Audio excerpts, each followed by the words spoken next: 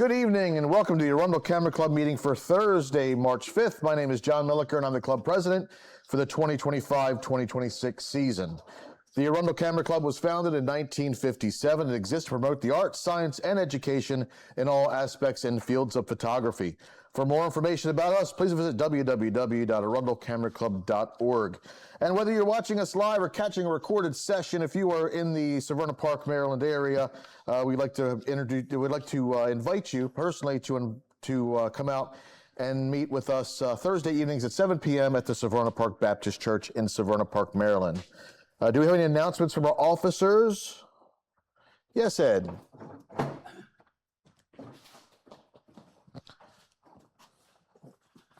In addition to our normal field trips, I got this information about a sail. They're going to have a lot of sailboats and a lot of activities in the Baltimore Inner Harbor around the 4th of July. So I thought that would be very interesting. If you're available, you'd probably get some really good shots down there. Thank you. Thank you, Ed. Give this back to Christine. Are you going to send that out in an email for us, Ed? Sure, I will. Awesome. Thank you so much. Any other announcements from officers? MPA? Same as last week. Nothing new, same as last week. Remind people the black and white contest is on, so it's now or never. We need to start getting those entries in. Black and white contest is a go. Get those entries in. What's the deadline on that? End of the month. End of the month. Yeah. So check your email for an email from Ron on that. Black and white landscapes. Yeah. Black and white landscapes. Some today. I'm ready to go. Oh, it sounds like fun. Last call for announcements. Okay, do we have anybody joining us for the first time tonight? Yes, like come up and talk to us, tell us about you. Oh, Introduce yourself. Hi, my name is Mark Peters. I primarily photograph farmed animals, cows, pigs, goats, chickens. I go to farmed animal sanctuaries. There are some not that far away, and spend all day with them and watch them capture their emotions, their social lives, and then show them on social media. And a publisher just published my first book of cow photographs. Awesome. A couple of months ago. Thank you. Yeah. That's it. Welcome. Excellent. Welcome. How'd you find out about us? I searched for you online. Awesome. Anybody else joining us for the first time? Nobody else? Okay. All right. And do we have any members that have any personal announcements to share, such as having work published, accepted into a show, winning an award, or other photography milestones? Okay, we got one in the form of a cow book, so that's awesome. Please share some details with Mike, our newsletter guy, and we'll get that published out there for you. And I think that's it. Let's go over to Christine, our programs chair, for a quick look at our upcoming schedule, and then to meet our fantastic speaker. We had her on, what, 5 years ago? Yeah. She's a fantastic speaker. I look forward to seeing what she's got for us tonight. Hello, let's see. Next week on March 12th, we have our next digital contest with the theme of open. On March 15th is our field trip to Jerusalem Mill Village and Covered Bridge. On March 19th is our program by our very own Bob Weber on abstract photography. On March 26th is our next print contest with the theme of open. April 2nd is a program by Oliver Assis on travel photography. April 9th is a digital contest with the theme of abstract. April 16th is our photo walk, and I was talking to some of the officers. We think going to Jonas Green Park in Annapolis might be where we'll be going for that. We do photo walks once or twice a year, and so we don't meet here. We meet at wherever we're walking. So if you have any other ideas, let me know, but that's right now where our working place is. And we'll go get dinner afterwards, after sunset. It should be a great place to get a good sunset. Why don't we just ask, kind of get a poll here, and then we'll just make it happen. Has anybody been to Jonas Green Park before? I know a lot of you have. Yes, it's a nice area. You get there a little early, get good parking. It'll be what, a Thursday? So maybe we hit that a little early. It's what bridge is that to Annapolis? Does anybody know? Is that the Severn Bridge? But it's a little park on the right where they had an old bridge, and it's got a little beach area. It's Naval Academy Bridge, isn't it? Is that the Naval Academy? Marine Corps Bridge. Anyway, what we'll do is, does anybody have any other ideas? Yeah, I would say maybe we could carpool from here to save on the parking challenge. Perfect. We were kind of planning on going a little early if it's a nice day and just putting the lawn chairs out. Right. But let's do that, and let's try to figure something out. We'll put a map online and find maybe somewhere to go get some eats afterwards. And then April 18th is our field trip to the Baltimore Zoo. April 23rd is our print contest for abstract. And then April 30th is our next hands-on night. And Mike is going to help us run that because John and I will be out of town that week.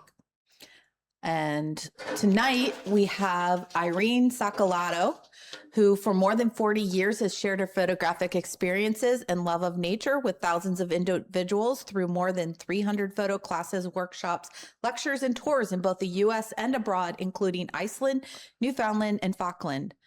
The Falkland Islands, the Brazilian Pantanal, South Dakota Badlands, and a lot of other places. So let me turn the night over to Irene. Thank you for joining us.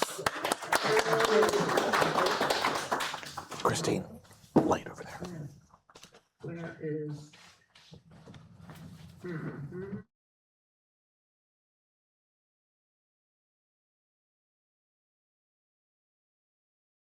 Are you on? Yep, looks good.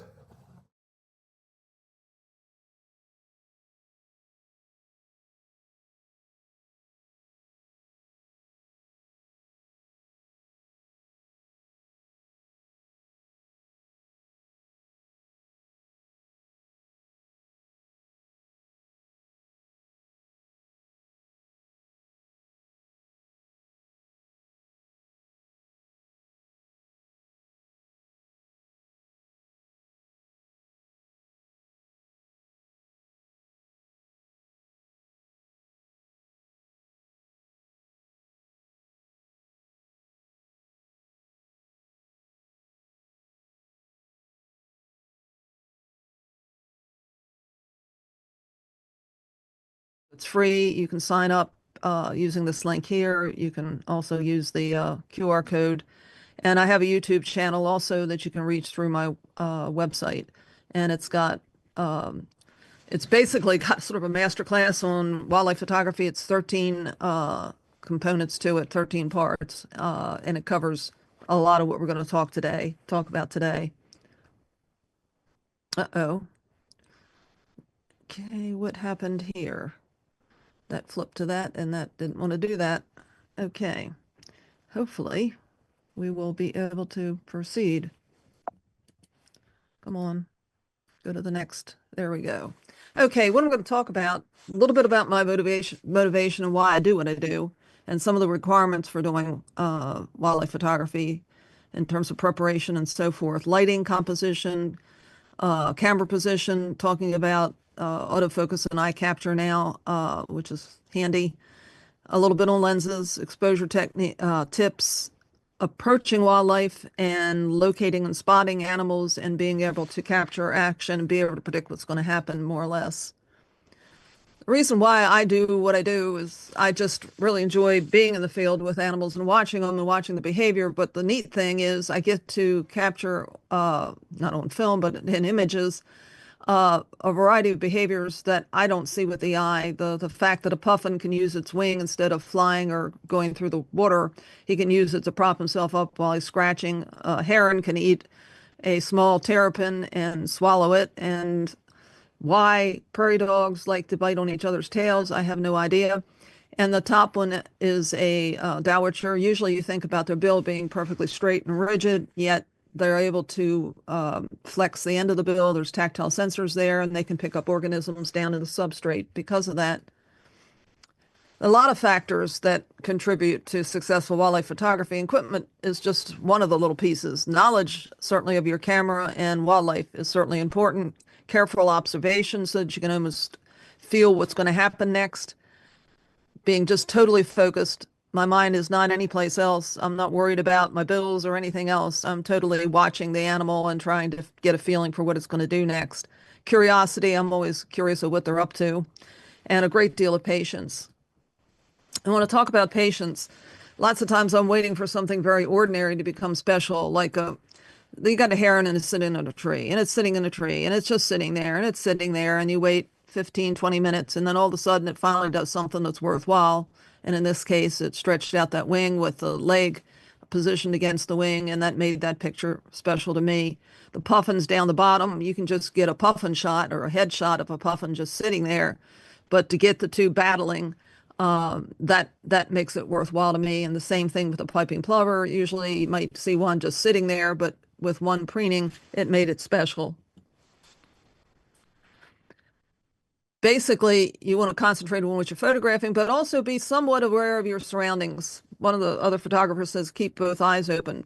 The bottom line was, this was in Florida, and I was photographing a common gallinal, and it was in the opposite direction of where this bird landed. All of a sudden, it landed on the railing of this boardwalk, and I was able to see it and catch it and swing around and get that picture. Don't pass up a photo opportunity thinking it's going to be there later, tomorrow, whatever. I'm probably never going to get another opportunity with the sandhill cranes to get them with the moon and nice lighting on them and nice position of the wings, etc. The fox with the mouse, the little standoff there, that was at Chincoteague, and that is a rare thing that I know I'm never going to see again. The mouse did not win, obviously. At Acetique, I picked up the picture of the rabbit sitting on the fence rail. I never thought that, number one, it's sitting on the grass. Okay, they'll take a couple pictures. Okay, it hops up on the railing and it's sitting there. Okay, that's pretty cool. And then when he stands up, that absolutely blows my mind. And I just loved getting that picture. And rails, which is the one on the lower part there with the crab, normally they eat things. They live in the marsh. They come out at low tide, and usually they go after things like periwinkles and snails and things like that, small things. But this one was very ambitious, and he went after this crab. I don't think I'll ever see this again either. And the crab was putting up kind of a fight. You can see he's kind of still nipping at the rail. As the rail walks off into, he keeps it. He walks off into the marsh grass with it. If you see a potential opportunity, you want to get prepared ahead of time. I happened to be, this is at Chincoteague. I was on the road, and I happened to see ahead this kingfisher sitting on a post along the fence line.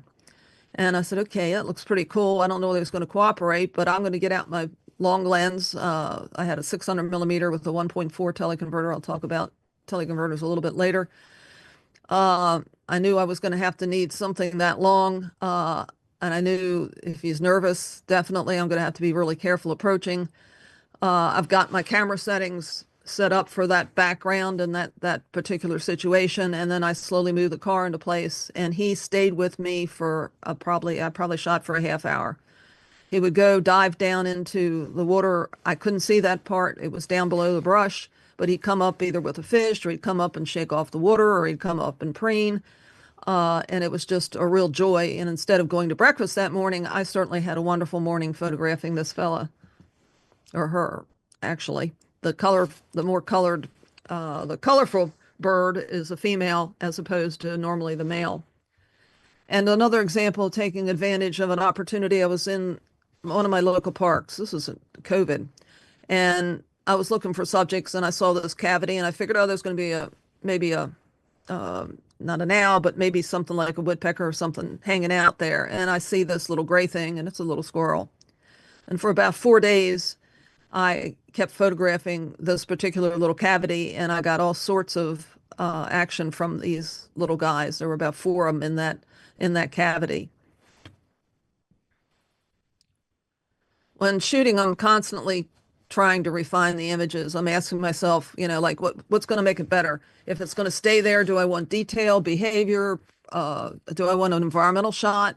I want to take advantage of every possibility. I'm checking my histogram. I'm verifying that eye is sharp.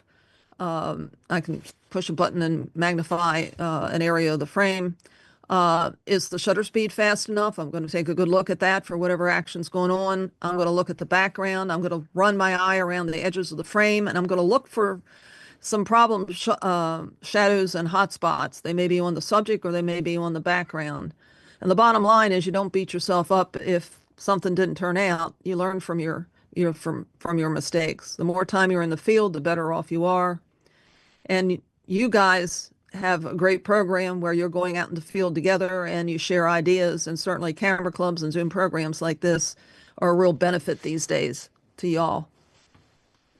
Photography is all about capturing light. So when I get into a location, I'm always taking a look at the position of the sun, the color of the light, the quality. Is there a soft cloud that's going to come over top of the sun and soften the light? And maybe that's going to be better for my subject, or there's some storm clouds coming and I better hurry up and take the picture. So light has color, strength, or quality, and direction. We'll look at those. In terms of color, obviously early in the morning, late in the afternoon, you got sunrise, sunset, so you get some nice color from the sky hitting, for instance, the sand and the water.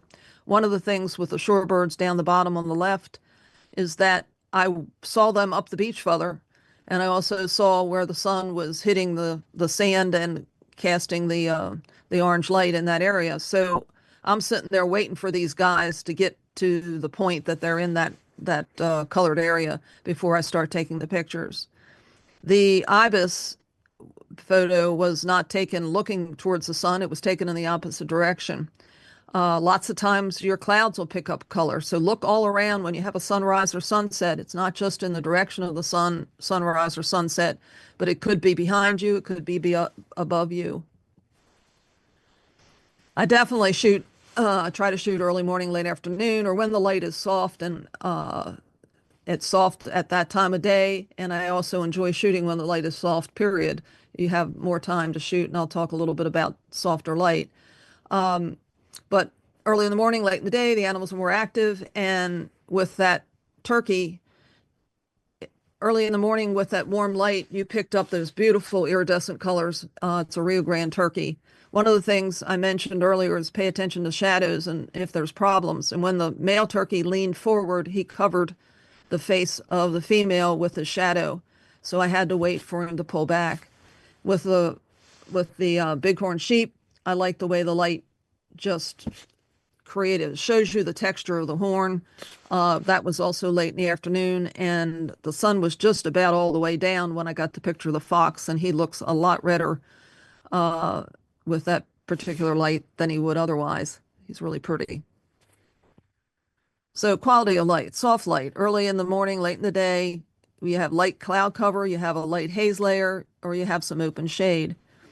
And you're less likely to have problems with harsh shadows or bright highlights hitting your subject and blocking some key features of your subject, among other things. Also, you're going to have less problems with your background, with hot spots, etc.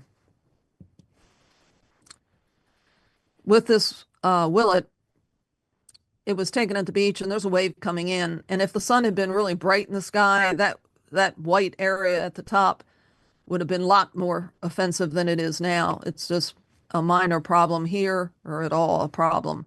But if it was harsh light, it would just be a distraction. It would ruin the picture. Harsh light would have wiped out the soft shadows and the tonal gradients that define the muscles and the wing structure of this swan.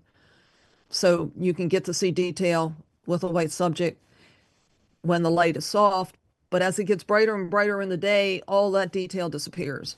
There's light cast into the shadow areas. If you've got a wood situation, it is far better to have soft light than to have harsh light, because you can see down the bottom, you get a horrible picture, as with those deer, as opposed to the deer in the upper picture there, where the light is soft. Directional light, front light. A lot of people don't totally like front light. Front light can be flatter than, we're going to talk about side light in a minute.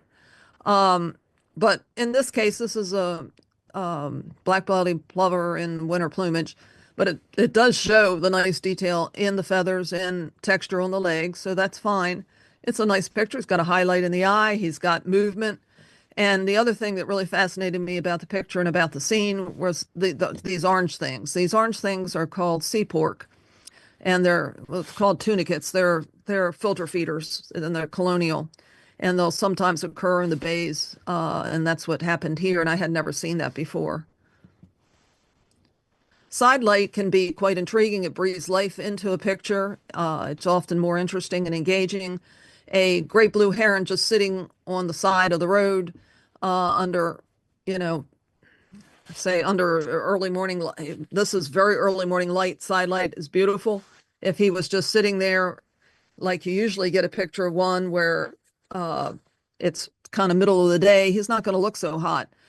With his wings up and with that lovely side lighting and the warmth, that makes that picture much better. And it also, his head is set against a dark background. That's nice too. And then with the wood stork or wood ibis, that side light does a lot of nice things. It shows the texture in his neck. Those feathers between his bill almost look like they're jumping off the page. It makes the image look much more three-dimensional. You get shadows and tonal gradients that give the subject shape. Extreme side lighting that skims the surface, as with this particular picture here of this little turtle. You can see the footprints in the sand because the light is very low in the sky. You can see the undulation of the sand also because you've got some light shadows there that show you shape. As the sun gets higher in the sky, those little footprints will disappear. Backlighting. You got several instances where backlighting can work, rim or hair light, as you do with models, etc. That fox happened to walk into a beam of light as the sun was setting. It was breaking through the trees. It was golden light, and I waited until he hit just inside that beam to get that picture because I love the outline, the rim light that I had on the fox. Same thing with Mr. Groundhog there, at least his face up around his, you see his whiskers, you see his fur, etc., because of some rim light there. The same thing with the puffin. We've got some rim light, helps separate. Rim light often helps separate, or hair light separates the subject from the background. And then you can have backlighting that comes and penetrates through feathers or fur. In the case of the two bottom pictures there, they often can be more dramatic when the light penetrates. Then you've got silhouettes, which you usually think about with backlighting. The important thing about silhouettes is that the subject is recognizable without any information on the front of it. In other words, you don't need any detail. What you want is a solid black subject that has a shape that you can recognize. I can tell it's a heron, it's a large heron, and it has a fish. I want a lit background that's colorful, and I don't want that subject to walk forward into a non-lit area, into a shadowed area, because he's going to blend in with those shadows. In the picture where we have ducks, you can see where they're clumped together, you kind of lost what the shape of them are.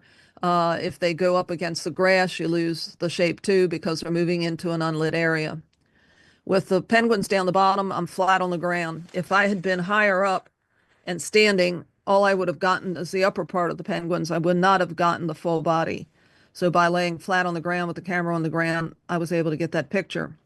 If the bighorn sheep had been lower on that mound, you wouldn't have been able to see their legs. So it was important, again, to take the time to look at what you really have and make sure that you're getting what you're hoping you get. And that's that the foot up and so forth. It's kind of nice with the little guy. Heavy overcast skies are not not my favorite. They tend to produce gray skies, gray water. Usually your colors are much duller. The subjects blend in with the background. It's kind of flat looking. You've got slower shutter speeds. So I like a little either soft light or just a little touch of sunlight, because in this case, the little touch of sunlight brought out the iridescent feathers on the head of this American widgeon. Also, the sky was a little bit blue and had some clouds, and the water has some beautiful patterns in it. Also, because there's a tiny bit of sunlight, there's enough speed to be able to see the bubbles that's created by the widgeon as it's feeding. If you look at the other picture on the side, that's a much duller picture. It's not as interesting.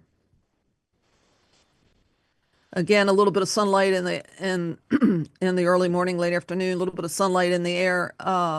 You can get, number one, you can pick up colors in areas that kind of look black before, and you can also get beautiful reflections on the surface of water. So I look for those. With black subject, I used to have a Cocker Spaniel that was black, and it just, every picture I took of it looked like a black blob. With black subjects, you want to look for highlights in the dark areas and try to capture and try to position the camera and wait for the subject to move so that those highlights give some definition to the shape of the subject. If you would look down at this lower part here, I didn't have much highlight here, and you can see that if you didn't have highlights on the rest of the bird, it would kind of just look flat. With these horses, I really liked the action, and I was frustrated. It was a white sky, and so I decided I'm going to take the picture anyhow. It's really cool action. And I turned it into a black and white. And I like the black and white effect. I like it still has a feeling for the texture of the fur. And it turned out much better than it would have been in color, where you just have that white background. Occasionally, I'll do a little bit of high key work. If you've got some nice soft non-directional illumination, you got a background that's lighter compared to the subject. The subject may have some detail, which these do. You can go ahead and overexpose the picture by 1.5, maybe up to 3 stops, and get pictures that are like these that are here, very minimalistic. I really like the flow of the necks of the swans. That's kind of interesting to me. But I like the mix of color and black and white. Both of them I like. Don't let your emotional excitement blind you to problems. I saw this heron and it was fishing, and I'm going, oh, goody, goody, goody. It's got a reflection in the water. Ooh, it's got a fish. There's rings in the water. This is great, until I took a good look at it and I said, ooh, I'm not really keen on that shadow crossing, going across the neck of the heron. It's a much nicer picture over here of a different heron in a different situation where I've got those water droplets that are gleaming. There's some shape, there's some tonal gradient to give a shape of the back of the shoulder of the heron. The eye's nicely lit. You can see he's got a fish. Much happier. Identify what makes the scene compelling to you. In other words, what caught your eye? Why did I care to take a picture of this little ghost crab? And what fascinated me about him was, hey, I can hardly see him. He's camouflaged with his background, and those crazy eye stalks look like he's some kind of Martian. So when you get a feeling for what you like about the subject, you want to take a picture in such a way that it shows that. In this case, you can see how he kind of blends in with his background, and those eye stalks are very sharp. So when I see a subject, I say, okay, I've got a flamingo. He's got long legs. I could take a whole picture of the flamingo, but what did I like best about him? I liked all those curves. I couldn't believe how many curves were there. There's curves in the feather. There's curves in the neck, around the eye. You've got curved lines. His bill's got curved lines. There's just curves everywhere. So instead of getting the full bird picture, I went for just the upper portion of the bird. Backgrounds. Yeah, we've got a nice fight between 2 sandhill cranes, but the background doesn't help you see the action. So you want a background that basically the subject is going to stand out against. The preening tern is just fine. One of the things of the 2 bottom images I want to point out is the fox picture was taken just as the sun had come up, just as it had rose above the tree line. I was able to get light. I had light on the fox, and I had to lighten up the tail a little bit in post. But the light was not hitting the background. The sunlight wasn't hitting the trees. Unfortunately, about a half hour later, when I took a picture of the titmouse, the light was higher. The titmouse is lit, but so is that background, and it's a distraction. So you want things more like these pictures here. The further the background is away from the subject, the better off you are usually. But you want to carefully look at that background and make sure that there's not something back there that's going to pull attention away from your subject. One thing I like about this guy, his feather is just about touching the water. It's a wonder they don't screw up sometimes and go down a little bit too low. Rules of composition, they can be helpful. However, they're just guidelines. There's times that you don't want to follow them because there's reasons not to follow them. One of them that's out there a lot is centering a subject. You don't want to center a subject in the rule of thirds, divide the frame into thirds horizontally and vertically. And the idea behind that is that picture that's there, it's a pretty static picture if the subject is smack in the middle of the frame and there's no other reason for it being there.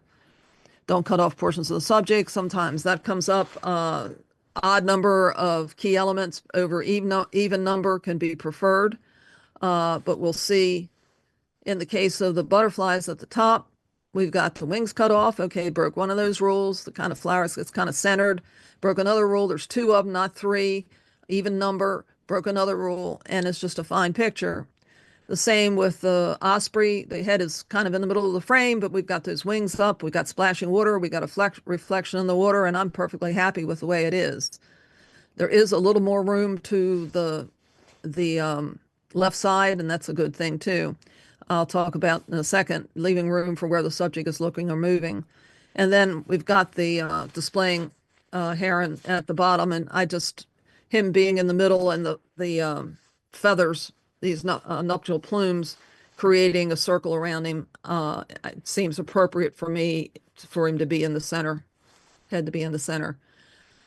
I do look for leaving room in the frame for where an animal is moving, like the fox. There's a suggestion with him that he's after something.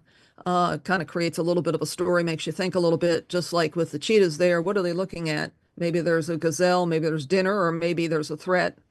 You don't want the subject to be flying out of the frame, such as the sandhills down the bottom there on the right.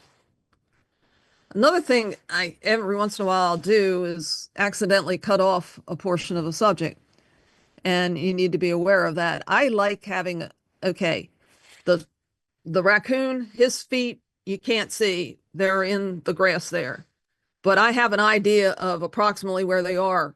So I like to leave a little bit of a platform below where I think the feet are, whether it's in the water or whether it's in the grass. I don't want to cut it off right where I see the end of the legs. It would be kind of uncomfortable picture. Just like with the puffin over here, unfortunately, I cut off its foot. I didn't frame it very well. You need to be looking for those little details as you're shooting. And sometimes they screw up. Hand holding, sometimes you slip a little bit in your position and end up doing something like that. Cutting off parts of a subject, yeah, I did on this cases. What did I like about the snake? I love the pattern. I love the curl. You also can actually see the elliptical pupil in the eye. You know, he's a viper. He's a rattlesnake. Bottom line, a viper. With the flying eagle, I really like the fact that the wings basically framed the face. You can see that hook on the bill of the eagle very well in the eye. I don't like the subjects to be lost into the background like these sandhill cranes. This was a Bosca of the Apache, and they go over this one area. And yeah, there's a lot of cranes, but they're all mixed into the vegetation. I don't like it when the sun's overhead where you don't have light on the face of the subject and that there's no light underneath underneath the wings or on the body. I don't like things where the subject's moving away. And I much prefer the picture of the sandhill cranes where we've got kind of a flow. They're not mixing into the background, and it's a nice, comfortable picture. I try to avoid subjects overlapping where you lost the head of the one. I was pleased, however, with the gannets. That's just a rare opportunity that the one wing is not over top the face of the other one. Basically, you can see the two and they're flying in unison and they haven't bumped into each other. I like that picture. It is not, one's not blocking part of the other.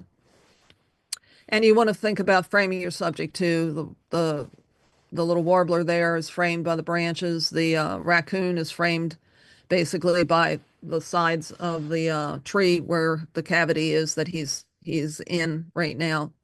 And another important thing about this one is he leaned out just far enough that he got light on his face. Not too much, just about right. Eyes. Eyes are the windows to the soul, shall we say. If the eyes aren't sharp in your image, it's perceived that the image is out of focus. I like to have a highlight in the eye. I don't always get it. But basically, a highlight in the eye kind of gives you a sense of life of the subject. I like when I have direct eye contact, a connection between me and the subject, if I can get it. It's much more intimate, engaging, and intense. And with that fox, he's got the look of a sly fox. So that eye makes that picture. The bottom puffin, you don't want something crossing over the eye. Lots of times you got to, I had a bald eagle sitting in a tree and I had to wait a long time for him to move the head so that a branch wasn't going across his face.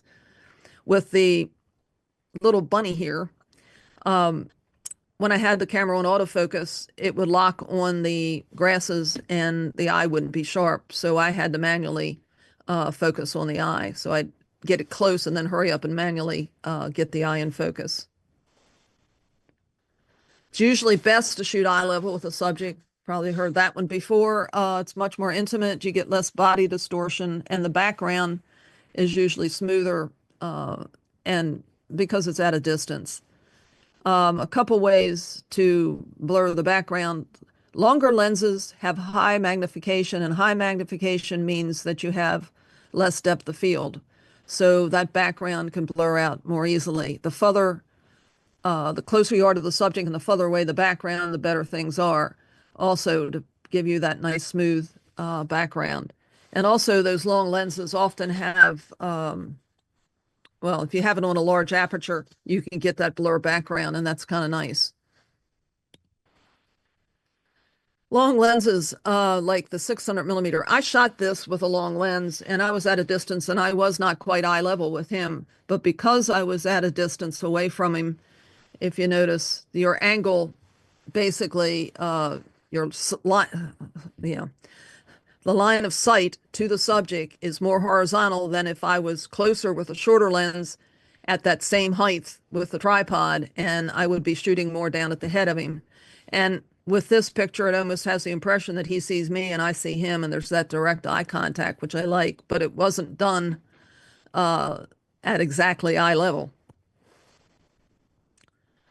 Low angles can produce issues that can be a problem. In the case of the shorebird and the turkey, I've picked up some foreground that's out of focus and it cuts off the feet. It also is a distraction, particularly with the turkey, taking the eye away from the action that's going on. With the Roadrunner, however, I was in a car and I saw the Roadrunner up the road, and I kind of rolled out of the car down onto the ground and shot through the vegetation, and it's a nice frame around the subject, and he actually came towards me out of curiosity. I'll talk a little bit more about approaching animals, but using that curiosity factor that they feel you're non-threat and they're curious of what you're doing can be a real positive. I'm shooting down on the snake here because, number one, I didn't want to get down with him too close, but I'm shooting down because I like the pattern. So it shows the shape of the head, the triangular shape of the head of a rattlesnake. Shooting from a higher level also gave me, in the two pictures that are there, a reflection. You need still water. You don't want a lot of wind. You don't want currents in the water that can screw up the reflection. With the horse, there were trees in the background. If I shot him at eye level straight on, that were distractions. So I tried something a little bit different and shot up at him. With moving subjects, you all pretty much know that you're going to put your camera on continuous autofocus as opposed to single. And I'm following along with these little ducklings, but if I only took one shot, I'd end up probably with this shot with them with their eyes closed. So normally, if I am shooting a series of ducks, etc., I'll follow along with them, or even place my camera position in front of them and let them swim into the picture. But a high number of frames per second, shooting with a burst and continuous autofocus and taking a number of shots, I was able to get the eyes open on the little ducklings at the bottom. They're sort of closer together, so they're more within the depth of field and they're sharper. I also shoot a small burst of shots, even if the subject is still, and maybe 3 or 4 shots. What can happen is that it's a sandhill crane. Number one, he turned his head a little bit in the one shot and there's shadow in the eye. That's not good. In other cases, the nictitating membrane, that membrane that protects the eye, that came down. That's not good. He blinked, his eyes closed. That's not good. I moved a little, he moved a little, and he's not quite as sharp on one picture compared to the other. So that's why I often will shoot several if I have something that's going to stay in position, basically. So a quick series, a little short burst of shots can be quite helpful.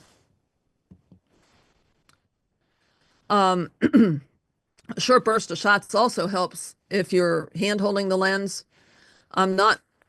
Number one, lighter lenses, lighter cameras are certainly an advantage these days, and with stable image stabilization both in the camera and in the camera and in the lens is a help. But I'm not perfect hand holding, and sometimes I maybe just get a little out of focus or whatever else. So I try to take more than one shot. I don't just depend on one shot being able to get the picture. I'm going to take a little series, particularly if you're shooting at slow shutter speeds. With the kingfisher, the sun had dropped below the horizon, and the same thing with the owl. The Ferruginous pygmy owl was taken when the sun was actually just a red ball. In both of these cases, I used a tripod. I'll talk about tripods a little bit later. They can be cumbersome at times, but they were absolutely necessary in the case of these two subjects because I was shooting at very slow speeds. And I did take several shots, and it's a good thing I did. With the owl, I think I took 10 shots, and only one came out sharp enough. Anyway, excuse me, 1 minute, and I get a little dose of water here. Okay, eyes back. Continuous autofocus combined with that bird or animal eye capture is something great that's come out in recent years. It certainly improves your chances of getting sharp images of a moving subject because basically the eye capture, it follows as the subject's moving the frame, it keeps the focus locked on the eye itself. So you can get shots like these. And if you take a series of shots in a row, like at high number of frames per second, 20 or 30, you can get a wide range of pictures at different positions of the subject as it's moving. And if you're taking one picture at a time, you're not going to get something like this. But eye capture is not always perfect. At times, the focus will lock on the area of high contrast, or the one that I hate is it'll go to the background. And I will quickly manually get the focus close to where it should be, and the autofocus usually takes over and takes care of itself. Eye capture works best if the subject is closer to you, it's not far away. If it's a distant shot, it's harder to do it. If it's well lit, there's no interfering obstructions. In other words, I got this shot of the flying oyster catcher just before I was going to have a problem with him behind those grasses. And also, if you have a good exposure, it helps. Talk briefly about lenses and their characteristics. Obviously, telephoto lenses I use a lot. They magnify, they isolate, but they do something else. They do two other things that can be interesting and useful. They compress distances between objects and they enlarge the background. Now, in the case of the heron flying, it looks like those poles are really close together, but they're not. But it makes kind of an interesting picture, particularly since the poles are green and the eye area is breeding plumage. He's got green around the eye area. With the cows and with the geese, the fact that you have compression makes things look more like they're crowding. Those cows were interesting in that they stared at me. They were at one place, they kind of stampeded past. I had a blind and I was photographing a woodpecker, and they saw me and they were in a group and they were behind me and they go stampeding past me. And then they turn around and they stare at me. And that's when I got that picture. I remember it very well. I had a 300 millimeter lens. Then they went stampeding back in the other direction, and I'm going, I'm dead. This is not good. If they try it again, they're going to go right through the blind. And instead, they were curious and they start sticking their head in the blind, and I'm shooing them away. But the compression factor is good to give you a sense of chaos, for instance, with the birds. Telephotos have a narrow angle of view, which means a slight shift in the camera position can dramatically change the background behind your subject and help avoid distractions. In both of these cases, I shifted the camera position slightly so that I had a shadow behind the subject. Now, I might have touched it up a tiny bit in post, but pretty much there was a shadow behind the subject, and the subjects are in the sun, and you sort of have this nice spotlight effect, like on stage. With high magnification, you have another issue that you do get a shallow depth of field. And if you have multiple subjects, you want to think about using, okay, normally when you're shooting animals, you're shooting with the lens close to wide open. However, in a situation like this with multiple subjects, number one, it's best if the animals are almost equal distant from the camera from you, the 3 raccoons, but there's a little separation. So I probably shot this at f/16 or even higher to make sure that the eyes of all 3 raccoons were sharp. If I don't think I can get that, I might use less magnification and crop later in post. With really high magnification, like with that little shorebird, little sanderling, I may only have a couple millimeters of depth of field. So you want to make sure that everything that's important to you, the eye and the feathers and the wing and so forth, that you place the face of the lens, basically line it up parallel to the parts of the subject that you need to be sharp. In other words, face of the lens or focal plane, as other people may put it, but face of the lens to me is good enough. One problem with high magnification telephoto lenses, and you probably run into this, is you can't find your subject in the frame. He's flying in the sky. You know he's there. You can see him. But due to that shallow depth of field and narrow angle of view, you cannot find him in the sky, and you are cursing as he flies out of the frame or out of the scene. He's gone. So things that can help. A lot of the lenses have a range limiter, focus range limiter on them. And you can set it up for going from its closest focusing distance all the way out to infinity, or from like 6 meters all the way out to infinity. And you're better with this kind of shot to set it for the distance.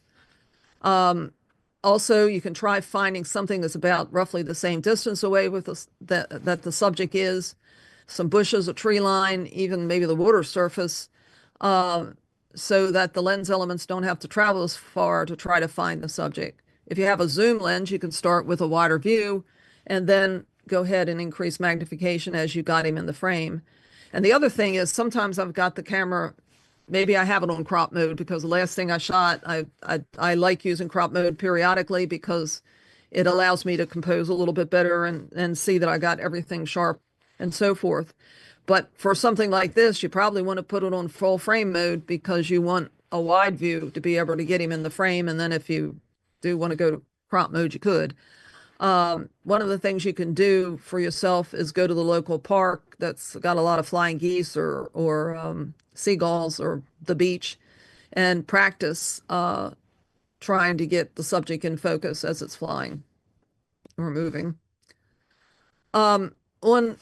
Just recently, Nikon and probably some of the others have introduced into a menu a range limiter. In other words, you can set your closest point of focus and your furthest point of focus, and as long as the subject's in between there, the camera is only going to go back and forth. It's got a less range. It's not going to go off into infinity. It's going to be able to get focus on the subject much faster with this range limiter setting on the camera. It only works where your subject is kind of in one spot. It's not all over the place. But it all depends. It may work if it's in other positions. As long as you know the area that it's in, you can set your near and farthest focus distance, and it really helps. If you see a subject at a distance and you can get it in focus, keep it in focus as it gets close to you. Just continually try to track it, keep the focus on it as it gets closer and closer until it gets to the point that you want to take the picture. Small birds like painted buntings or warblers or whatever, I'm going to be using a 600 to an 800 millimeter lens or 600 with some kind of teleconverter on it. I mentioned, or if you're close to the subject, you may not need that much. It may be a different situation. If you're in Newfoundland and you've got a puffin that's 10 feet away from you, no, you don't have to have the real big lens. You can get away with, say, a 400 millimeter or so. In fact, a 1 to 400, it's a nice lens to have there. Just a comment on teleconverters. In the old days with DSLR cameras and their teleconverters, 1.4 teleconverter, basically it goes between the camera body and the lens itself, and it helps magnify, and it magnifies by a factor of 1.4 if you're using that one, and doubler would double the size of your image. The downside of DSLR cameras and those teleconverters is particularly the 2x was not very sharp. The new mirrorless cameras, the teleconverters, are extremely sharp, even the 2x. And I've used the 2x I got a 70 to 200. The 2x works real well with it, and it gives me sharp images. Downside of using a teleconverter is it cuts your light by a factor of 4. So if you're shooting at a 250th a second, it's going to drop to a 60th. If you got larger mammals, you don't need those real big lenses unless the animal's far away, and you could be using it if it's far away. But a 200, 400 millimeter focal length might do. With a buffalo, you want to be careful to keep your distance because they are dangerous and they will come after you when they run fast. Zoom lenses, they've gotten better in recent years. They've gotten lighter, they've gotten sharper, they've gotten less expensive, and they have often a maximum aperture that's not too bad. Often they may be a little bit heavier than a prime lens. Their maximum aperture may be a little bit smaller than with a prime lens, and they may not be as sharp around the edges, but they are very useful.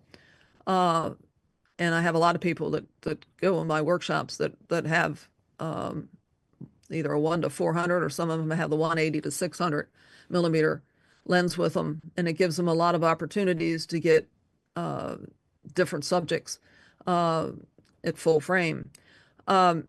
The nice thing about them is if you're shooting from a fixed position, like in a blind or in a safari vehicle, you can get a scene that's the whole, say, pride of lions, and then you can get just a small group of lions. It gives you a lot of versatility.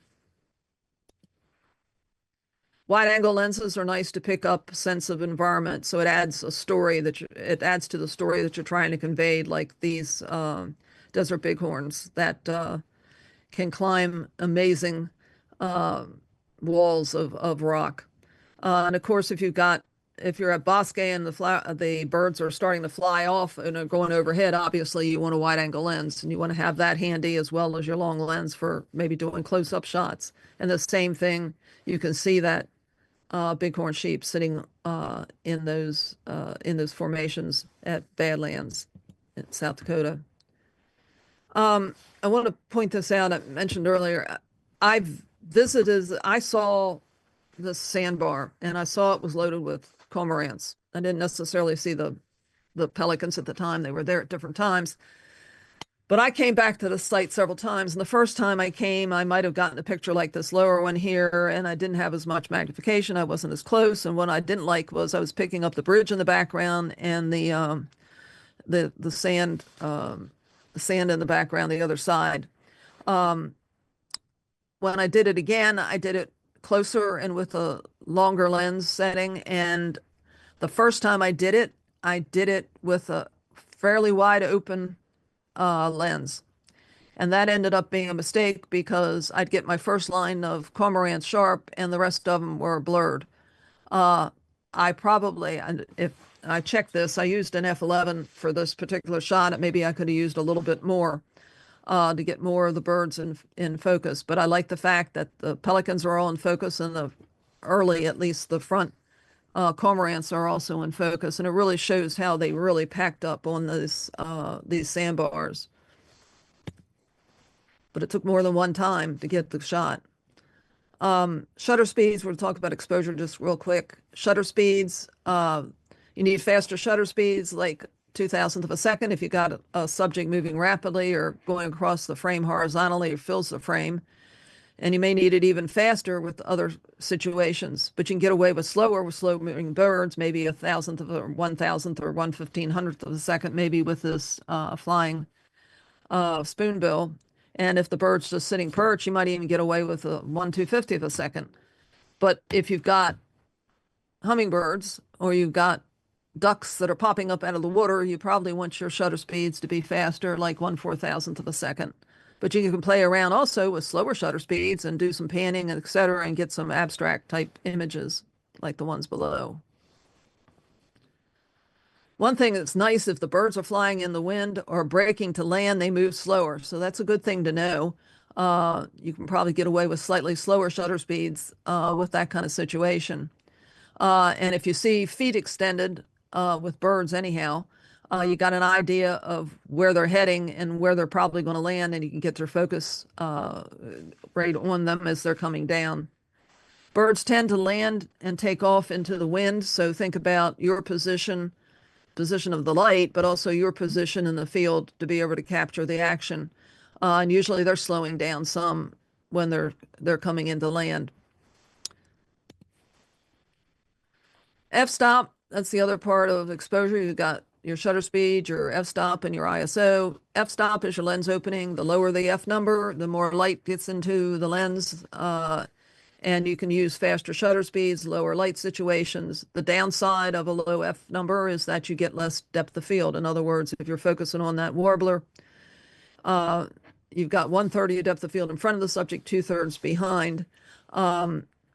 But you're not going to get much range around him. But that's fine with this picture. This little bit of depth of field, he's sharp, but that background is nice blurred because we don't have a lot of depth of field that ruined the picture. And with the frog, it was perfect to have the shallow depth of field because I concentrated on the eyes and I wanted the rest of the frog to kind of blur out into the background.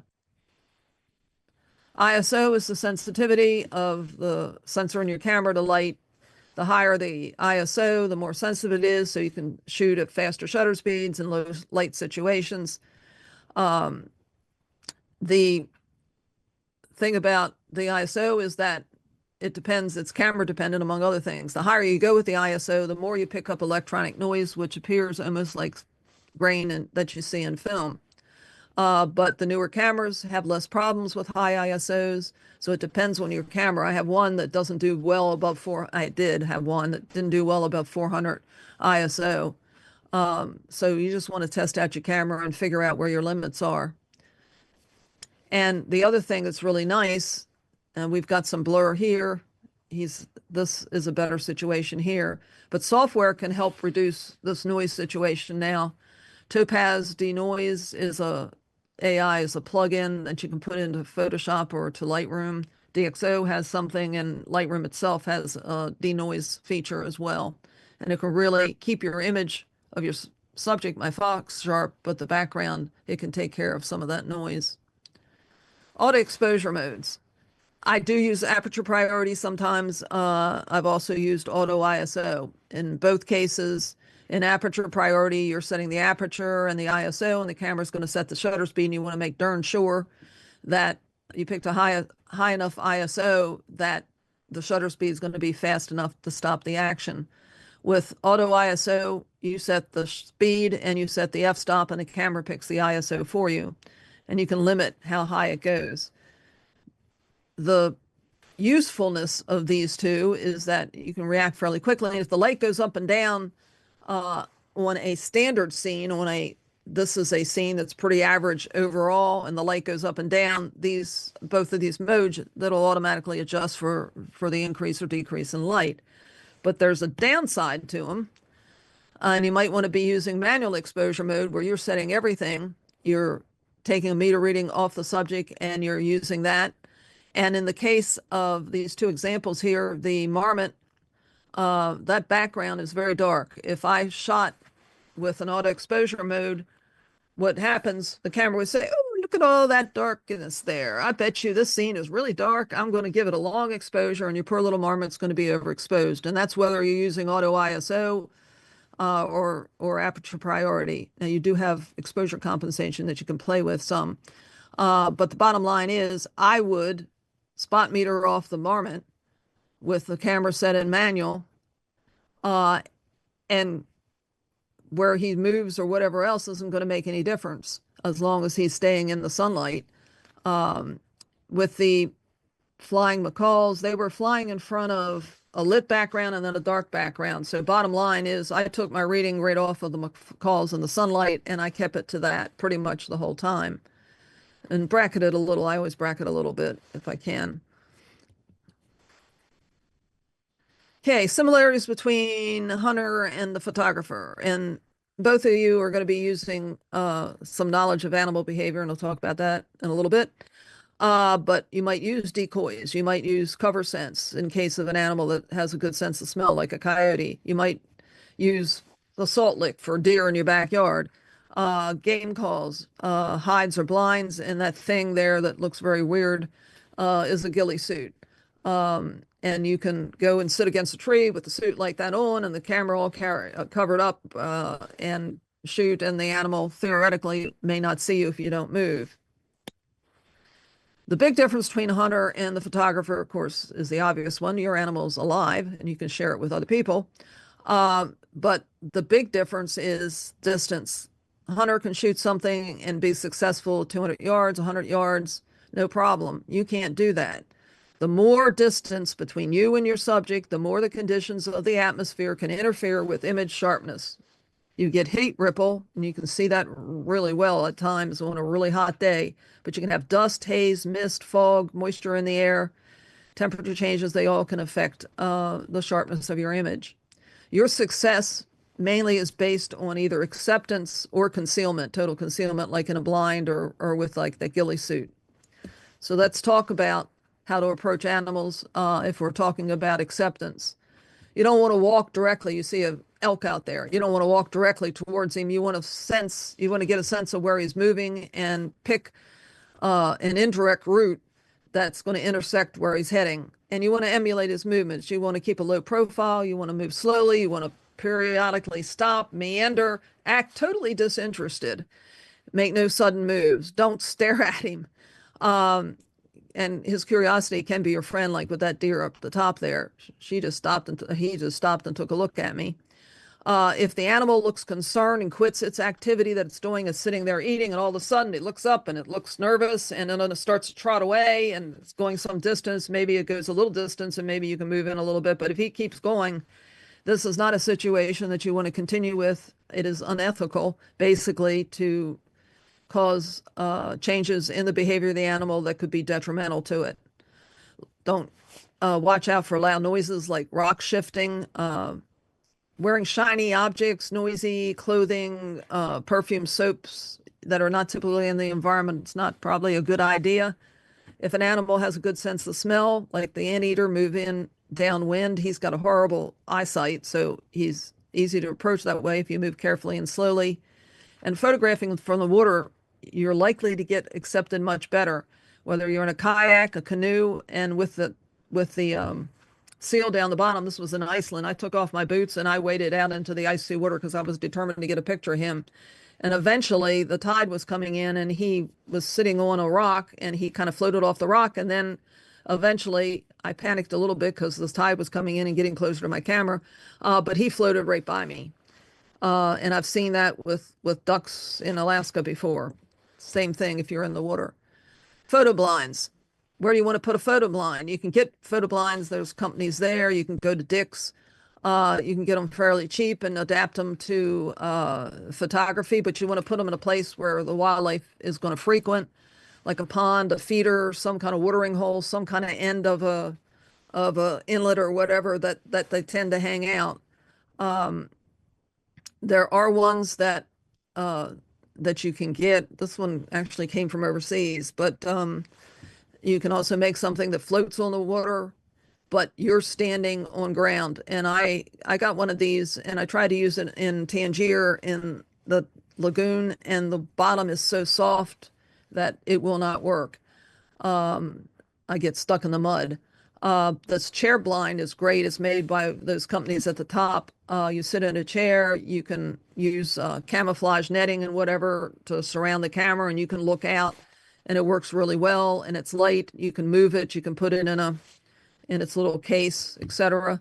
You can get some really lightweight blinds like the one down the bottom there too, and again, adapt it for photography. And good places, again, to put it is maybe near a feeder that you have, and maybe you put up a post and you put a little bit of suet on the post and you get a woodpecker. Tripods. They can be a pain or they can be helpful. They certainly can give you sharper images at low shutter speeds that I mentioned earlier, like with that owl. Focus can be more precise because you got the time to do it.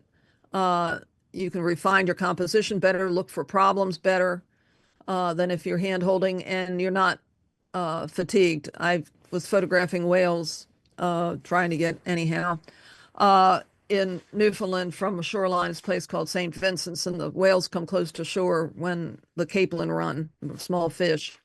Anyhow, number one, it's foggy there a lot of the time, so you didn't get real good chances for shots. But one of the things was when the whales come up, all of a sudden they're in one spot and you got to swing over and try to get it. And after a while, you're hand holding the camera and you're getting really tired. And so you put the camera down, oops, there comes the whale right in front of you.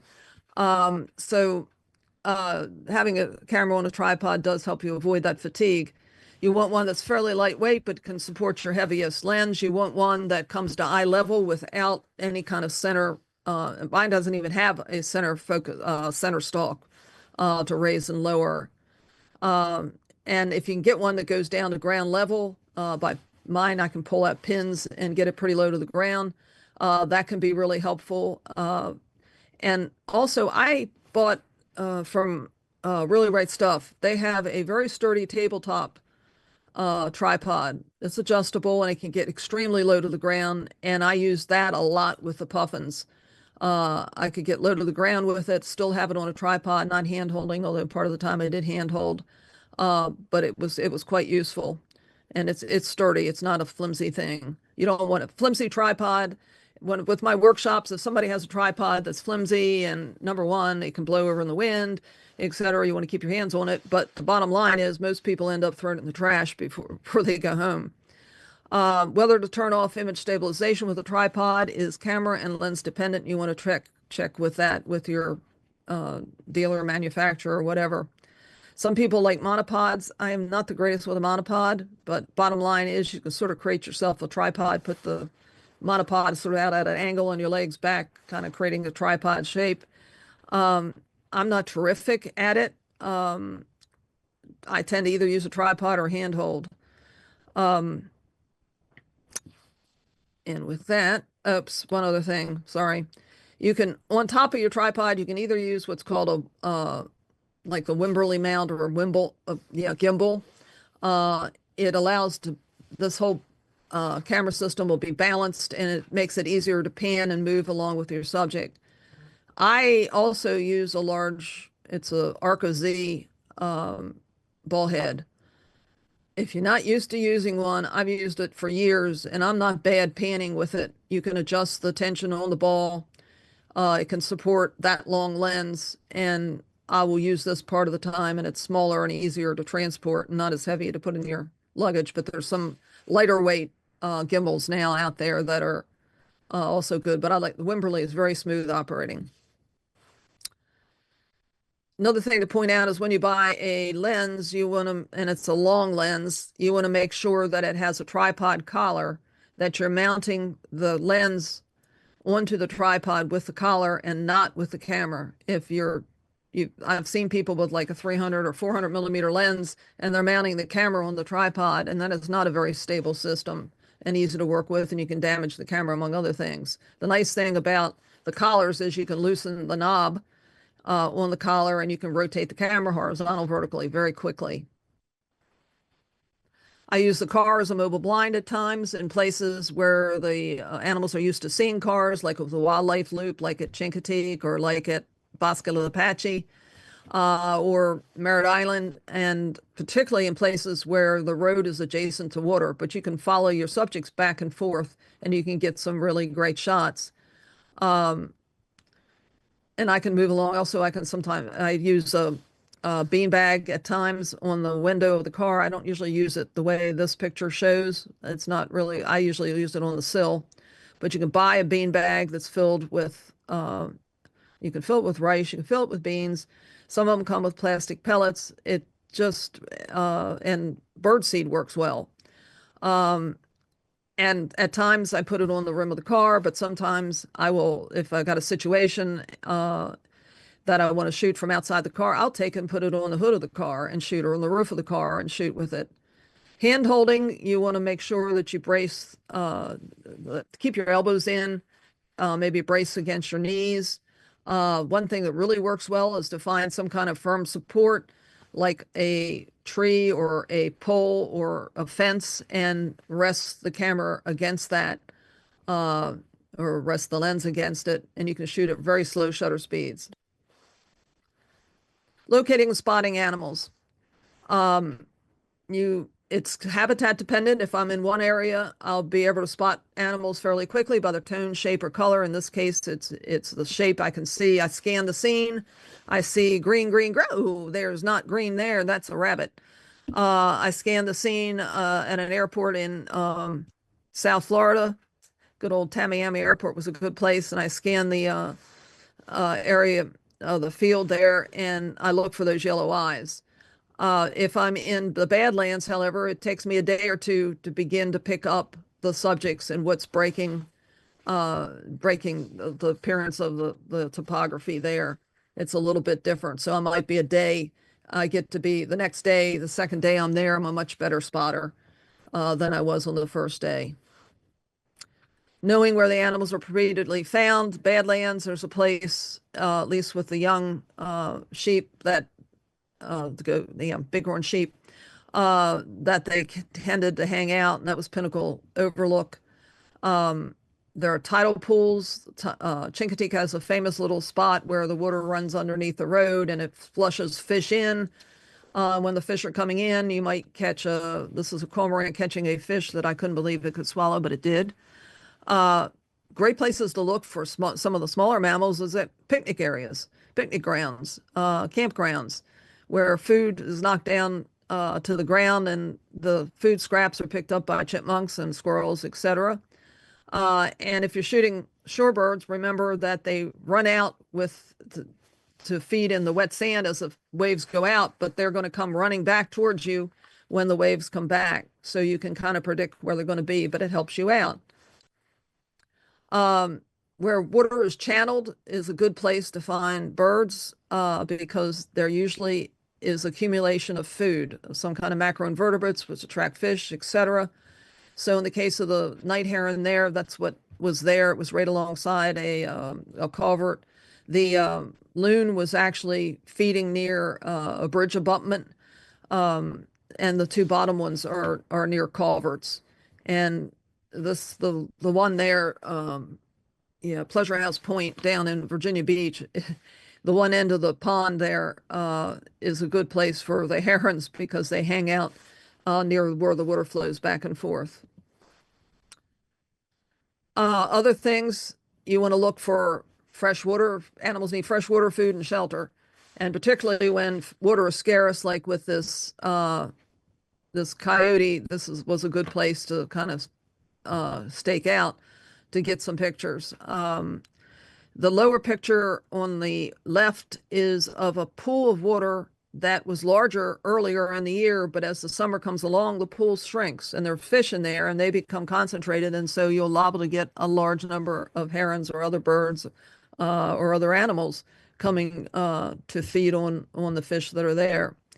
I also look for places where there's a food source like berries, nuts, seeds, where there's a lot of activity around that area. I had a place in Assateague where I remember seeing I got 5 species of birds hanging around this one area where there was a lot of food.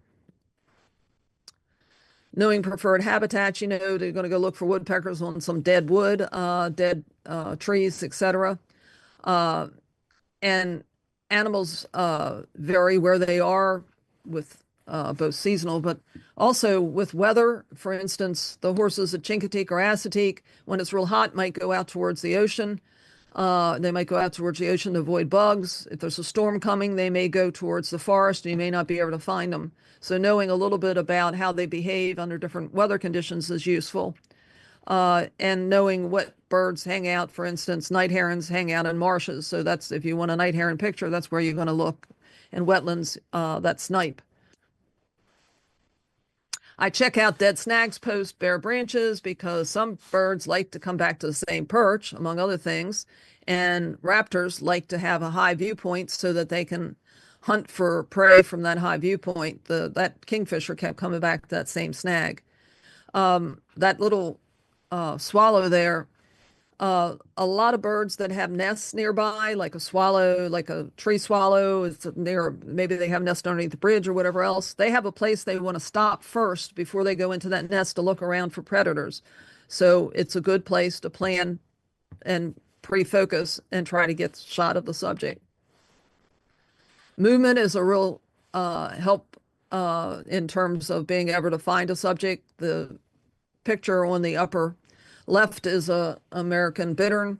They tend to stand, number one, the fact that the grasses are going one direction and the heron is going another direction makes them easy to spot. But typically they'll stand there with their bills straight up in the air. You have the stripes on the neck. The grasses are vertical behind them, and they just look like a piece of grass until they move. With the little, what I call whistle pigs, or these are groundhogs. And with the raccoon, I noticed the wind wasn't blowing, but the vegetation was moving. Oops, there may be somebody there, particularly if it's where they've been hiding out. They may have a den. I listen. Ospreys are pretty easy to identify. The rails cackle so that you know a rail's around. Bob Whites, say their name, Bob White, oyster catchers have a very high-pitched call. When they get excited, they put their heads down and they run at each other or run at other birds. And these actually, this was in Norway, and this was my best day in this one location, because they got on the one flew into the rock where this other one was. They put their heads down, they screeched at each other, and they ran in circles. And it was great fun. And they did that twice. So noise, listen for splashing, listen for cracking vegetation, like twigs and things cracking. It may be a moose or something that's in the background, and you want to hang around and wait and see if you can find it. American widgeons have a high-pitched call when they're coming into land. You can hear splash, splash, splash of the both actually when the Canada goose lands and he's honking and he's not real happy with what's there. And the swan, you can hear the splash, splash, splash of the water.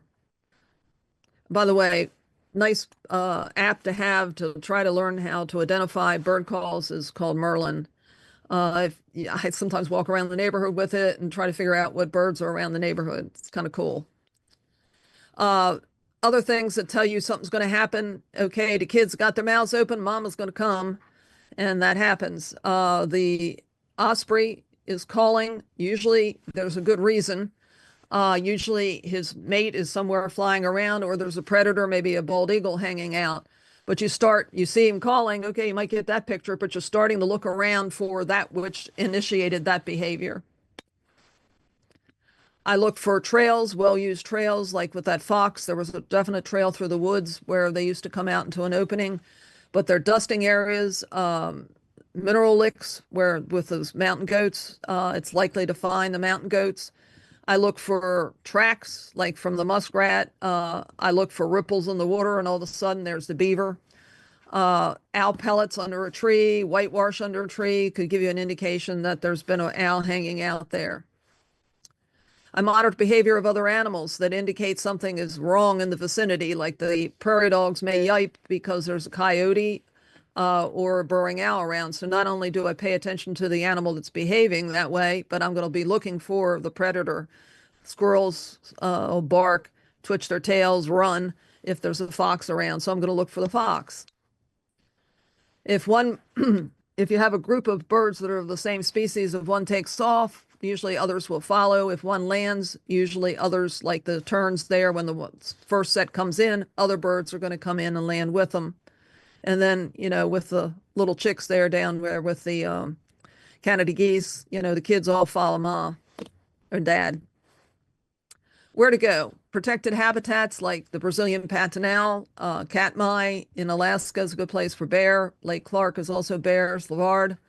The polar bears, Costa Rica is good for your hummingbirds, etc.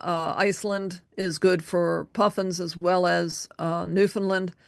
But that's spending a little money to go to these places. So you might want to stay in the States or whatever and go to some of the state or national parks like South Dakota. You can pick up some really cool pictures of the little prairie dogs and other mammals. National parks and seashores, if you want horses, Assateague is a neat place to go. Mount Evans is where I got that mountain goat. Jasper in Canada's national park is where I got the elk bugling. National wildlife refuges are managed to basically attract and benefit wildlife. So in the case of Chincoteague, they have impoundments, same that they can control the water level. And so at the end of winter, they will drain down the impoundment and create mud-like habitat for migrating shorebirds that are going to feed in that mud habitat. And then later in the year, towards fall, they're going to flood that area so that it's useful to migrating waterfowl. And in other places like Bosque and Bosque del Apache and other places, they'll actually have a deal with the farmers to leave some of their crop behind or whatever, or they actually plant crops to support the wildlife population. Local and state parks, zoos, and gardens. There's Arley Garden down in the Carolinas, down near Wilmington, that's got quite a few things now that are hanging out in the garden, but that wood duck was taken at the Albuquerque Zoo. It was coming into a pond where there were pinion birds, but this is a wild bird, and there was also some widgeon that were coming in, so you can get some shots you wouldn't get otherwise. The little chickadee was taken at a local park where people tend to throw out seed, and this happened to be near a little stump where seed was, and he landed there. And Canaan Valley State Park, I got a tip that around the ranger's house or station, some large deer would hang out. So talk to locals. Wetland treatment plants. This is sewage treatment plants that have been partially treated, but they still have nitrogen and phosphorus in them. And so they discharge the waste into man-made or natural marshes where the vegetation picks up the phosphorus and nitrogen, and it grows very nicely. And this vegetation attracts food sources that the fish will come to, and then the birds take advantage of the abundant food supply. So some places in Florida are famous for this. Waxahachie, Green Cay, Orlando Wetlands are a couple of those places. In East Florida, there are actually boardwalks or dike roads that you can walk around. The animals are very tolerant, and they even nest very close to the boardwalk. You got your backyard. My girlfriend found out that in her scarecrow, a little wren had built a nest down in the pocket, and so it gave me a number of opportunities to photograph there. Also, she had some foxes visiting the backyard every once in a while. The bluebird was taken near a feeder. The bluebird in the cavity, this was weird. This year, I was down in Virginia Beach, and when the storm came in and there was snow coming, and the weather was really bad, a lot of birds came to this cavity, and apparently there was either water or food. I assume that there was probably water and it hadn't frozen yet. But there was a lot of activity just before the bad weather was coming in, and there was less at other points in time, but it gave me the chance to take that picture. Timing, there are places to go. You've probably got some of your favorite places, but Middle Creek Wildlife Management Area in Pennsylvania is great. In February and early March, you can get up to 200,000 snow geese and about 5,000 or more swans. We're almost past that period of time now. But when I was there on March 4th and 22, 78,000 geese. If you're going to go out west and you want to go to Badlands and you want to get pictures of large mammals, and you want them to look good and not shedding, and they got good antlers, they're not having flesh hanging off of them, then you want to go in the fall. If you want ones with young, obviously, you're going to go at birthing time. And Bosque del Apache is pretty good in November, December, January. And other places have their set times that they're very good for the birds hanging out or other animals hanging out in that particular area at that time. I like nesting behavior. So you've got up in Jersey, you've got Ocean City Rookery. I have not been there. I wish I got it on my schedule to go. But you got to go at the right time to get the behaviors that you want. With a nature center near me right around St. Patrick's Day, the ospreys come in and they have a nesting platform and the nest there, and they'll start building on the nest about that time, so you can get some neat pictures. And also in breeding season, you get some better colors in some of your subjects. So like then in Hinga, he looks quite different there than he would in other seasons. Migration, you got your warblers and your songbirds. If they fly over a large body of water and encounter problems in terms of a storm, or they get tired and hungry, they may drop down into the nearest point of land that's dry. There's what's called fallout. Padre Island, High Island, down around Texas, Point Pelee in Canada is a famous place. People from all over the world come to it because it's a peninsula that juts out into the Great Lakes, and you will often get fallout where you'll get birds that are tired and tuckered, and they'll just sit there in the trees and rest. On Tangier, one year I got about 6 to 8 species of warblers because there had been bad weather. They were coming up the Chesapeake Bay, and they saw Tangier Island, first land that they saw, and they stopped and fed there and rested there for about 2-3 days. And then you've got the shorebird migration in the spring and fall. You've got places like Delaware Bay where you get the horseshoe crabs that come in right around late May, early June, high tide, full moon, and they lay their eggs in the soft sand. And right behind them come thousands upon thousands of shorebirds from South America heading north, and they'll spend about 2 weeks feeding on the eggs that the crabs have left behind.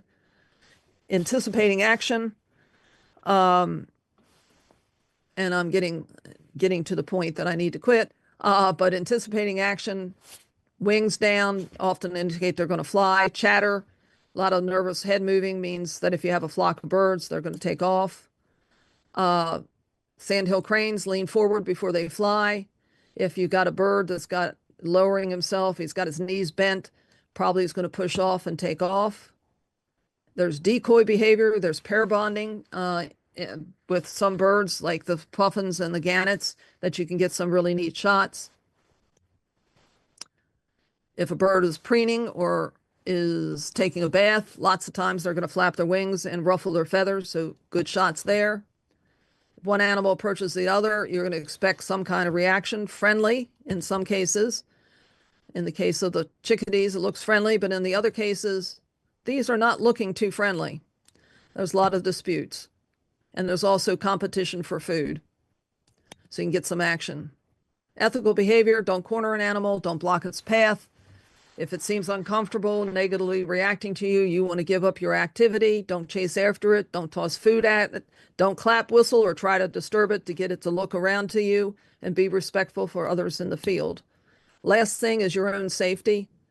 If you do some dumb things like get between young and adult animals, that's not a good thing, between male and female, if it's during the rut, etc. You don't want to block animals' escape route or corner an animal. Watch out for slippery surfaces like wet leaves. Watch where you put your hands or lie down. There may be a rattlesnake, or it may be some kind of spider that you don't like, or maybe a cactus. Pay attention to incoming tide. That was my dumb move with the seal. I almost got my camera swamped. Quicksand like mud you can run into in Alaska, like at Cook Inlet. You can lose your way in a marsh. You go out, the tide's one way, and you come back, it's a tidal marsh, and the tide is different, and the path you took doesn't look familiar anymore.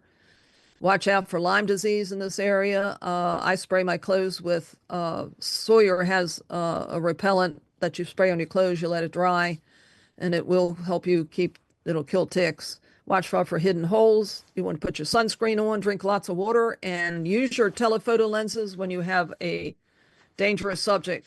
Do not do stupid things like people crowding around a buffalo, because they've caused the most damage to people in the national park at Yellowstone. And with that, I is done. I am open up for questions. If people put anything in the chat, and I will come out of this. Again, the newsletter you can sign up for. You can go to my website. It lists the Zoom programs for camera clubs, blogs, my schedule. And with that, I'm going to come out and go over to you guys. So, any questions? I can't. Comments? Challenge? First things first, can you repeat about your workshops, because we had a problem with our Facebook page at the beginning. So if you could review that again, I'm sure they would appreciate it. I would appreciate it too. In July, the 7th, I think, anyway, about 8 days, starting on the 7th of July, I have 2 openings in the Newfoundland photo workshop, which includes puffins and whales and great coastline and gannets, gannet colony. And it's only 3 people in each of the 2 tours. One of the tours is full, the other one is not.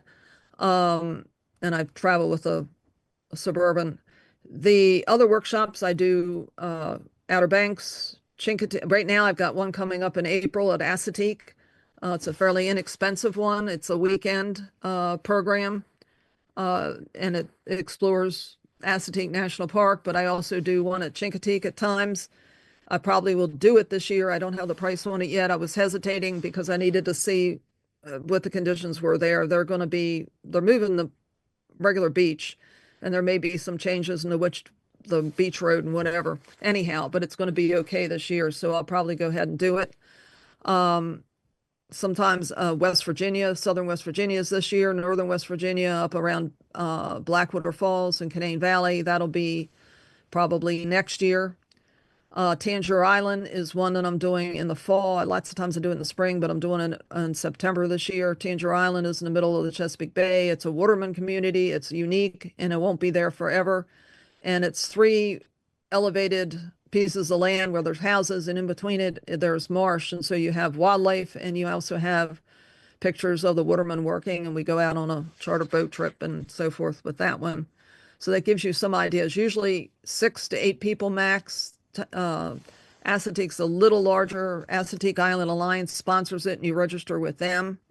But on my website, you can see all the workshops listed, and information on each one and the price and so forth. And theoretically, I have a new registration page that you can register online easily with that.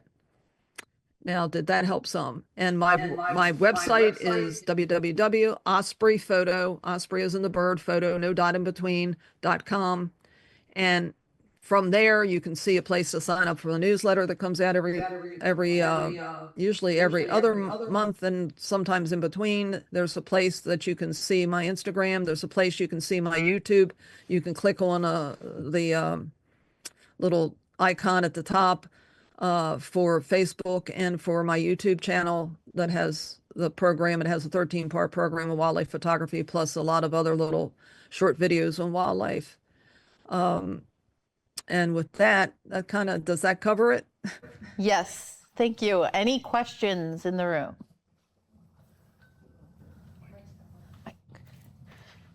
I'm hurt. Hang on. Somebody's got to have a question or a Hi, comment.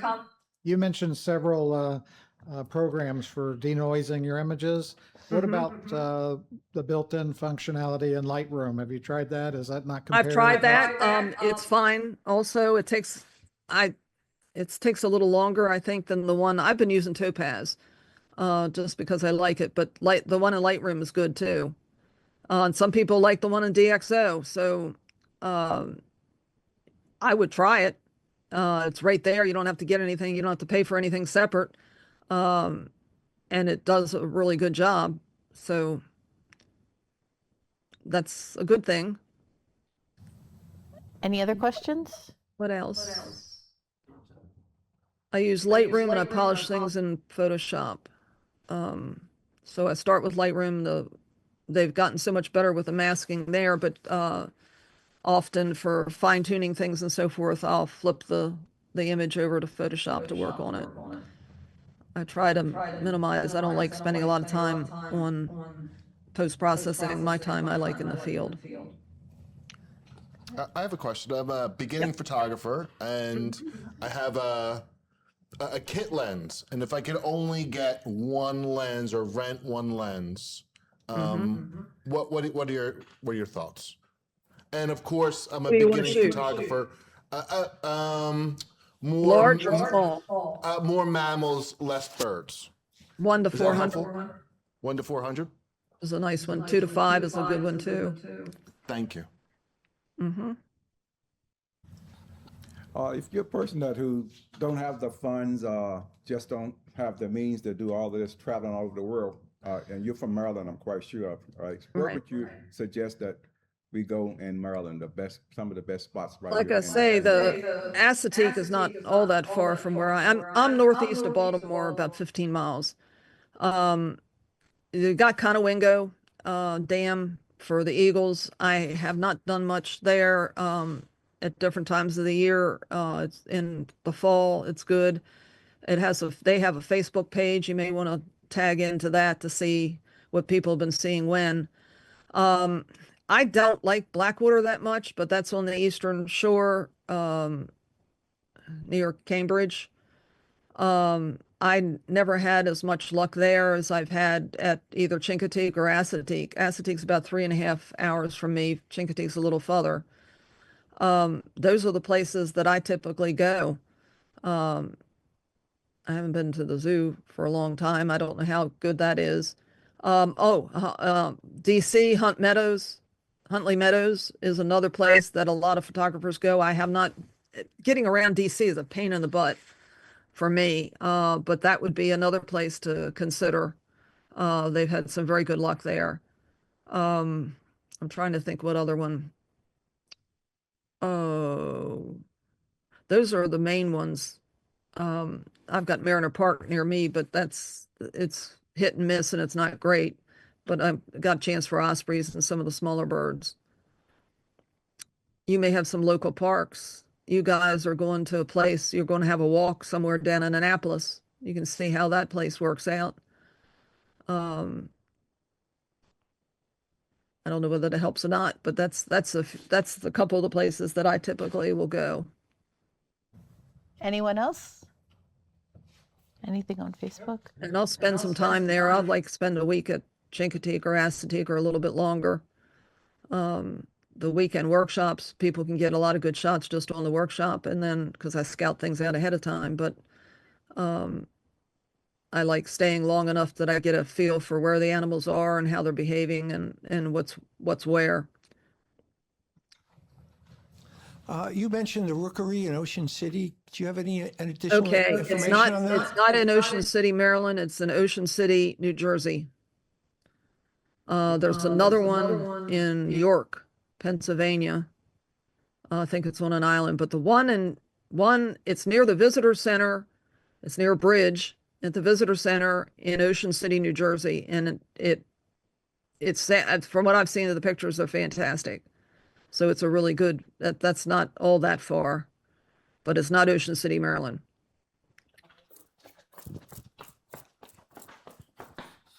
Yes, I have a question. You mentioned that you use converters, and do you have any tips for using those converters to make them come out pretty good? It's the only teleconverters that I really recommend is if you have a mirrorless camera and you buy the mirrorless teleconverter, the teleconverter for a mirrorless camera. In other words, I have Nikon, I have a Z8 and a Z9 camera, and their Z teleconverters, the 1.4 and the 2X are excellent. But I wouldn't buy a third party to be used with a main manufacturer camera. The DSLR teleconverters are not as good. I was amazed. It's because where the sensor is so close to the front, the mouth of the camera. It really makes a difference. The question also is, are you using those converters on the Nikon lens, or are you using it on a third-party lens? Only Nikon. The teleconverters I buy are made for Nikon, and they're Nikon lenses, Z lenses that I use them with. I don't use a third party, and I mainly shoot with Nikon lenses. But some people use Tamron and some of the other, but I wouldn't recommend necessarily then the teleconverters with them. Okay, anyone else? Anything from Facebook? Okay. I would think Canon probably has some very good teleconverters, and probably Sony may. I mean, a lot of people are using Sony mirrorless cameras now, and also the Olympus 4/3. It's very small. That's what the McDonald's have been playing with some, and I know of other people that had some luck with that. Thank you so much for joining us tonight. It looks like we have all our questions answered for now. So I And will go to the recording because I move fast and there's lots of things that are there that I kind of skimmed over that you might want to take a look at, or people that didn't get to see the program. And I don't know how the images show up on screens like this, but it's probably better. I don't know with whatever recorded. I don't know for sure. You're doing something a little different, but anyhow, I highly recommend going to take a look at the recording. so much and join us next week for our digital contest with the theme of open, and see you next week. Good night. Thank you for inviting me. Hope to see you again. Bye-bye.